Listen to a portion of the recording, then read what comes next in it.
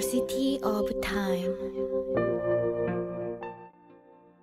Bonjour à toutes et bonjour à tous. Dans une précédente vidéo, je vous présentais le contenu de mon sac d'évacuation et je vous ai montré mon shampoing solide. Et beaucoup d'entre vous m'ont posé la question, comment fait-on son propre shampoing solide? Donc aujourd'hui, un tutoriel pour faire son shampoing solide.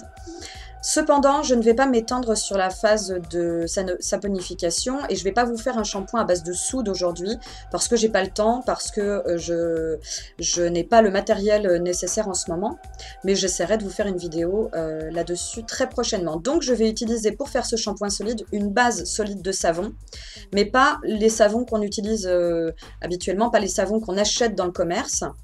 De grandes marques. Là, ce sont des bases vraiment faites pour faire soi-même ces savons. Sauf que je les ai détournés en shampoing en intégrant dedans des ingrédients, spécialement pour mes cheveux. D'accord? Donc j'espère que vous n'êtes pas trop déçus. Cependant, c'est quand même un bon exercice. C'est un petit peu comme de la cuisine. C'est un bon exercice parce que ça apprend à apprivoiser certaines matières, comme les huiles végétales, comme les huiles essentielles. Et puis, donc, je vous ferai plus tard une vidéo sur la saponification, sur l'utilisation de la soude, etc., etc. Voilà. Eh bien, écoutez, c'est parti. Bien. Alors, je vais donc vous montrer comment je conçois, du moins, le shampoing solide et ce que j'utilise. Alors, tout d'abord, comme je vous le disais précédemment, j'utilise une base solide qui, au départ, est faite pour les savons. Hein, voilà. Je vous mettrai donc la référence sur le blog de où je trouve ça. Il y en a 3 sortes. Il y en a une au lait de chèvre, il y en a une normale, blanche, et il y en a une transparente pour faire plus joli. Bon, moi, je ne cherche pas à ce que ce soit joli, je cherche à ce que ce soit efficace. Donc, mon savon. Ensuite, je mets une huile. Alors, pour celui-ci, j'ai choisi de l'huile d'argan, parce que j'ai les cheveux assez secs, de l'huile. J'utilise ensuite des huiles essentielles adaptées à mes cheveux. Donc, cheveux secs, moi, j'ai pris de la lavande et du romarin. Voilà, de la lavande et du romarin. Ensuite, toujours pour les cheveux secs, je vais mettre de la protéine de soie. Mais évidemment, ça se trouve pas partout. Donc, on peut très bien s'en passer. Juste une huile, des huiles essentielles. Protéine de soie, c'est juste pour gainer un petit peu plus le cheveu. Donc voilà, ça c'est pour les produits. Ensuite, pour les ustensiles. Hop, alors s'ils sont sur un petit torchon, c'est parce que je les ai lavés soigneusement et je les ai passés sous l'eau bouillante pour les stériliser. Donc une cuillère, hein, toute bête, et puis un petit fouet. Voilà, petit fouet, grand fouet, ce que vous voulez, il n'y a pas de problème. Voilà, ensuite j'ai une casserole en métal que je vais mettre au bain-marie dans celle-ci. Voilà, pour faire fondre mon savon. Et puis enfin, bon, tout bêtement, j'ai une balance de cuisine. Et pour couper mon savon, je vais utiliser... Ah, je ne sais pas où il est, où est-ce que je l'ai mis? Voilà, parce que je venais de le laver. Au lieu de le couper au couteau, j'utilise un épluche légumes. Voilà, enfin, pour mouler mes savons, pour les shampoings solides, j'ai choisi ces petits moules en silicone qui sont pour faire des petits babas au rhum parce qu'ils ont un trou et je les trouve beaucoup plus pratiques du coup. Voilà. Puis je peux les reconnaître des savons normaux. Ceux qui ont un trou, ce sont les shampoings solides. Et voilà. Alors, tout d'abord, je vais peser mon savon. Comme je voudrais en faire 2, il faut environ 50 grammes. Donc, c'est parti.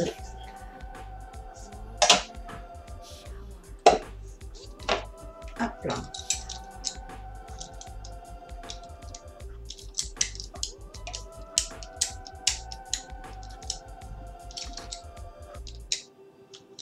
C'est un petit peu plus long de faire des copeaux, mais du coup, je trouve que ça fond mieux que si je mettais des gros bouts. Voilà. Si j'utilise cette base-là, c'est parce que j'ai essayé, malgré tout, de prendre des vieux bouts de savon et de les faire fondre. Ça ne marche pas, ça colle, c'est horrible.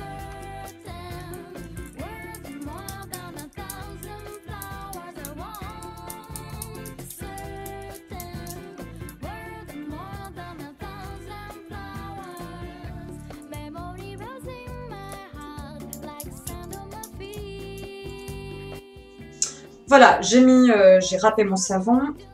Alors, maintenant, le bain-marie. Hop. Bon, j'ai déjà chauffé l'eau un petit peu, hein, parce que... Voilà.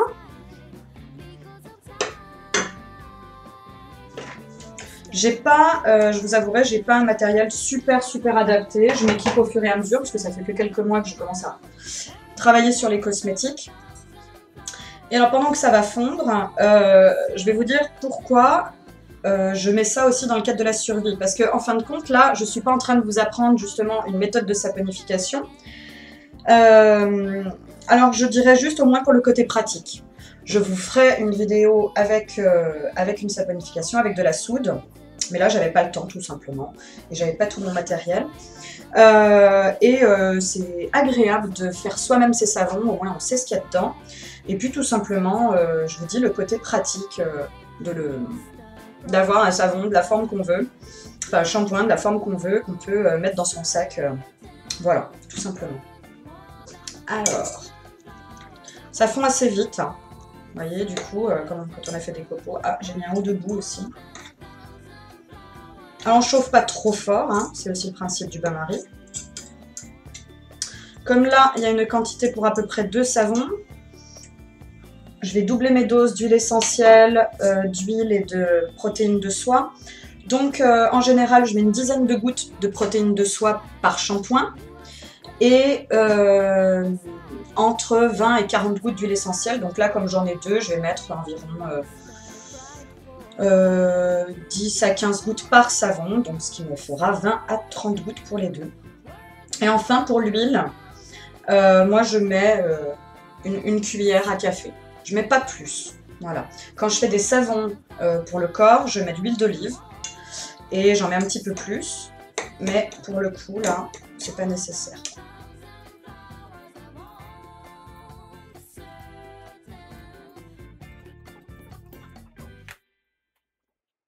Alors, selon les recettes, selon les méthodes, il y en a qui rajoutent donc des huiles différentes. On peut rajouter du jojoba, de l'huile de coco, d'huile de ce que vous voulez, ne serait-ce que de l'huile d'amande douce qui est quand même très bien. C'est une huile vraiment basique qui est très bien. Et puis, on peut rajouter aussi des senteurs. Mais c'est pareil, c'est pas ultra naturel, je dirais, les senteurs. Donc, moi, je garde juste les huiles essentielles. Parce que la lavande, ça sent bon. Et c'est pas trop tenace comme odeur. Donc, vous voyez ce que ça donne, une sorte de crème, hein, tout simplement. Hop.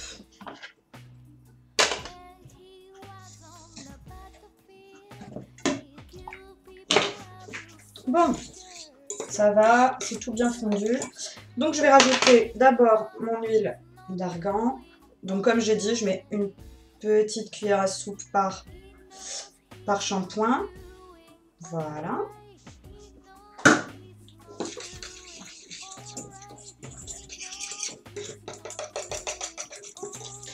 En fin de compte, hein, faire ses cosmétiques, c'est quand on a tout prêt. Quand on a tout de préparé un peu à l'avance, c'est comme de la cuisine, vous voyez. Et sinon, bah, c'est de la chimie, tout simplement. Ensuite, je vous ai dit que je mettais de la lavande.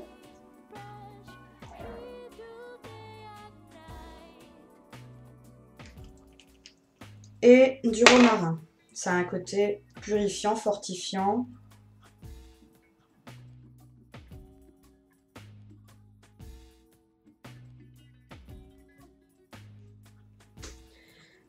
C'est parti.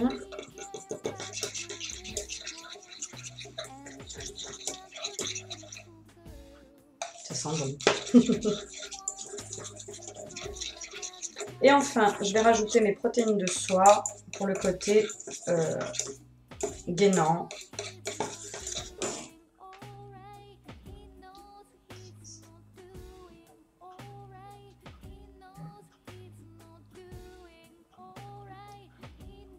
Super. Très bien. Et maintenant, je vais pouvoir faire couler mes savons dans mes petits moules.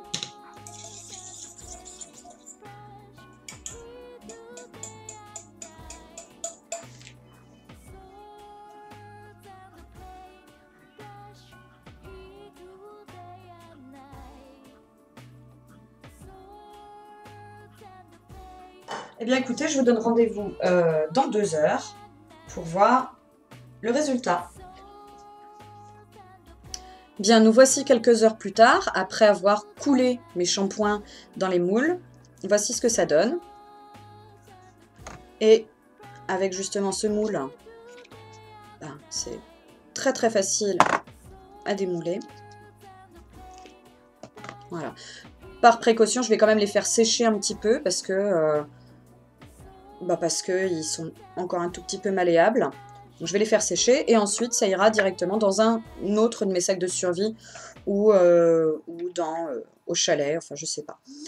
J'en stocke quelques-uns parce que c'est vrai que déjà ça prend beaucoup moins de place que le shampoing liquide et ça a une durabilité, je ne sais pas vraiment si le mot existe, mais bon voilà, bien plus grande. Ça peut durer plusieurs mois et ça prend vraiment pas de place.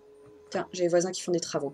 Je vous remercie d'avoir regardé cette vidéo. N'hésitez pas à laisser des commentaires et dans très peu de temps, je vous écris un article sur le blog avec les ingrédients que j'ai utilisés, les quantités et aussi en lien le site où je commande les matériaux nécessaires pour faire ce shampoing solide.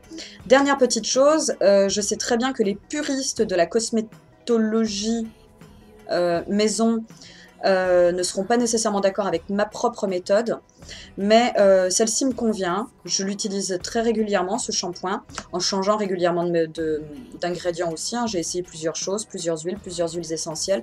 Mais voilà, je trouve que c'est une bonne alternative au shampoing liquide et que utiliser une base de savon solide est pas mal du tout également. Beaucoup plus pratique. Et puis voilà. A très bientôt pour une autre vidéo, je vous remercie et je vous souhaite une bonne fin de journée.